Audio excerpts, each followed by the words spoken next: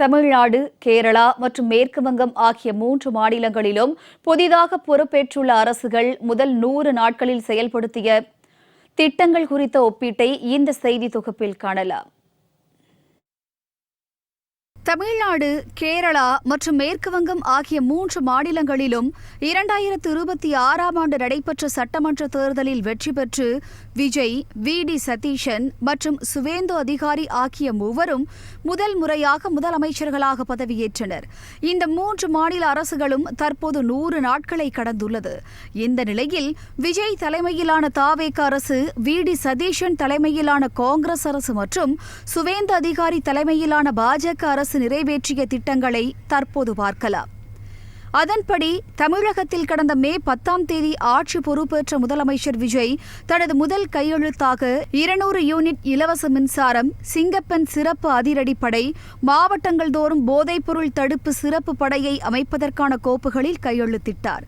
இதேபோல் கடந்த மே 18ஆம் தேதி கேரள முதலமைச்சராக பதவியேற்ற வி.டி. சதீஷன் தனது முதல் கையெழுத்தாக கேரள மாநில அரசின் சாதாரண பேருந்துகளில் பெண்களுக்கு இலவச பயணம், முதியோர் நலனுக்காக தனியாக ஒரு துறையை உருவாக்குவதற்கான கோப்புகளில் கையெழுத்திட்டார்.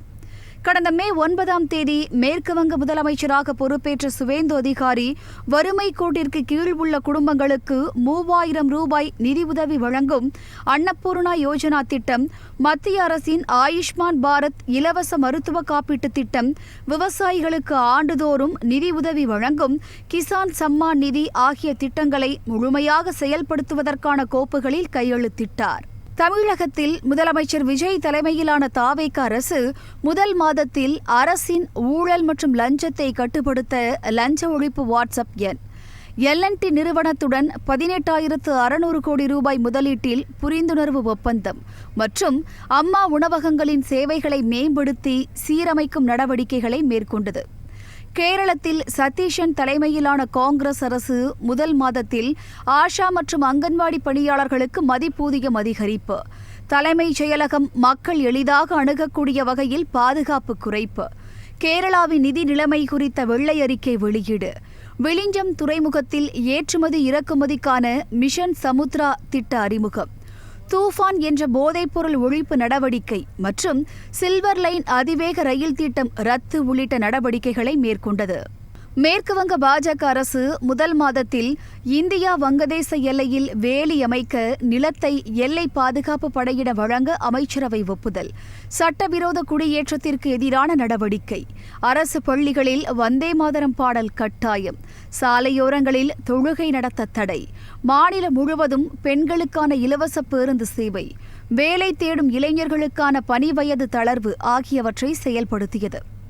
2வது மாதத்தில் தாவேக அரசு தமிழ்நாட்டின் நிதிநிலை மற்றும் மின்சாரத்துறை குறித்த வெள்ளை அறிக்கை வெளியீடு, விவசாயிகள் கூட்டுறவு வங்கிகளில் பெற்ற 75,000 வரையிலான பயிர்க்கடன்கள் தள்ளுபடி, தாய்மாமன் தங்க மோதிர திட்ட நிதி அறிவிப்பு, 134.83 கோடி மதிப்பிலான குறுவை சிறப்பு தொகுப்பு திட்டம் அறிவிப்பு, 717 டாஸ்மாக் கடைகள் மூடல், காலை உணவு திட்டம் விரிவாக்கம், அண்ணனின் சீர்திட்டம் ஆகிய அறிவிப்புகளை வெளியிட்டது.